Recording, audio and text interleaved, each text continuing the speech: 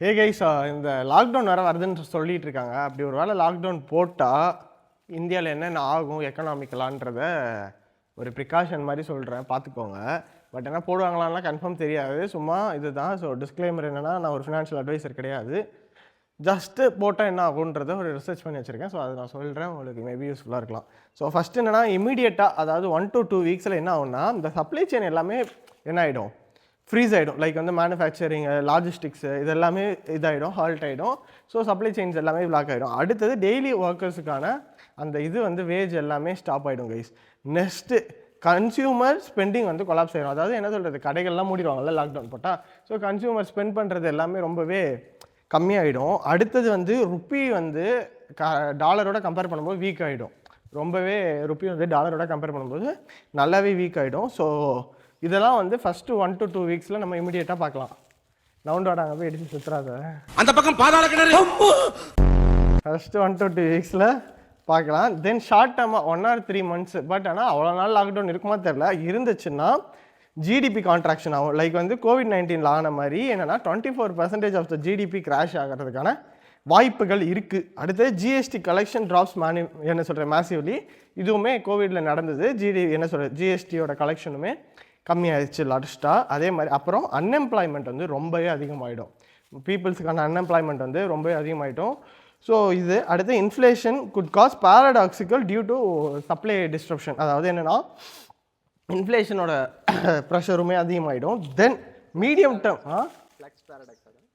அந்த பேரடாக்ஸ் இல்லைடா. அடுத்து வந்து மீடியம் டேர்மாக என்ன ஆகும் ஒரு 3 to 12 months அப்படின்றத பார்த்தோன்னா, கவர்மெண்ட் வந்து ஹெவியாக ஸ்பெண்ட் பண்ணுறதுனால, லைக் வந்து என்ன சொல்கிறது, கவர்மெண்ட் வந்து ஹெவியாக ஸ்பெண்ட் பண்ணுற தேவைகள் வரும். அதனால் ஃபிஸ்கல் டெஃபிசிட்டுக்கான இது வந்து காசஸ் வந்து அதிகமாக இருக்குது.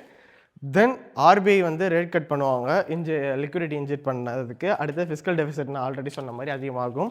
தென் எஃப்டிஐ இன்ஃப்ளோ பாசஸ் இதெல்லாம் வந்து இந்தியாவில் நடக்கிறதுக்கான பாசிபிலிட்டிஸ் இருக்குது. இது இல்லாமல் குளோபலாக என்ன ஆகும்னு பார்த்தீங்கன்னா, IT outsourcing and disruption. அதாவது India handles a massive chunk of global BPO IT services வந்து இந்தியா தான் பண்ணுறாங்க. லைக் வந்து இப்போது யூஎஸில் ஏதோ ஒரு கம்பெனி இருக்குன்னா அவங்களுக்கு கால் சென்டர்லாம் இந்தியா தான் வச்சுருக்காங்க. ஸோ அந்த இது வந்து ரொம்பவே ப்ராப்ளம் ஆகும். ஸோ வாட் என்னென்னா, அந்த டெக் கம்பெனிஸோட என்ன சொல்கிறது சப்போர்ட் எல்லாமே போகிறதுக்கு வாய்ப்பு இருக்குது. அப்புறம் பாமா சப்ளை செயின். இந்தியாவும் வேர்ல்டில் என்ன சொல்கிறது ஒரு of the biggest generic drugs supply கொடுக்குற ஒரு ஆள் யூஎஸ்க்கும் இயூக்கும் அதாவது யூரோப்பியன் யூனியனுக்கும்.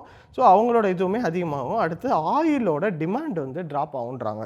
அதாவது எப்படின்னா, இந்தியா வந்து 3rd largest ஆயில் கன்சியூமர். நம்ம வந்து என்ன சொல்கிறது கன்சியூம் பண்ணுறோம். ஸோ வாட் என்னென்னா, செல் பண்ணுறவங்களுக்கு தேவையான இது இருக்காது, என்ன இருக்காது, செல் பண்ணுறாங்கல்ல, லைக் வந்து ஆயில் செல் பண்ணுறவங்களுக்கு தேவையான அளவு வாங்குறதுக்கான ஆள் இருக்க மாட்டோம். இந்தியா ஒன் ஆஃப் த இது. அடுத்து குளோபல் ரிஸ்க் ஆஃப் லைக் வந்து emerging market funds pull out dollar strengthens. அதான் கோல்டும் பாண்டுமே ரேலி ஆகும், டாலரும் மேலே போகிறதுக்கான வாய்ப்பு இருக்குது.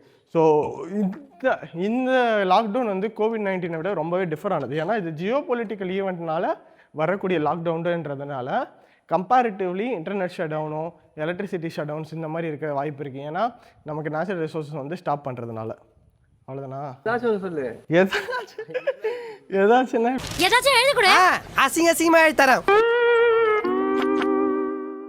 கைஸ். இதெல்லாம் தான் மேஜராக நடக்கும். என்னென்னா, நான் இதில் பார்த்த ரிசர்ச் பண்ண வரைக்கும்.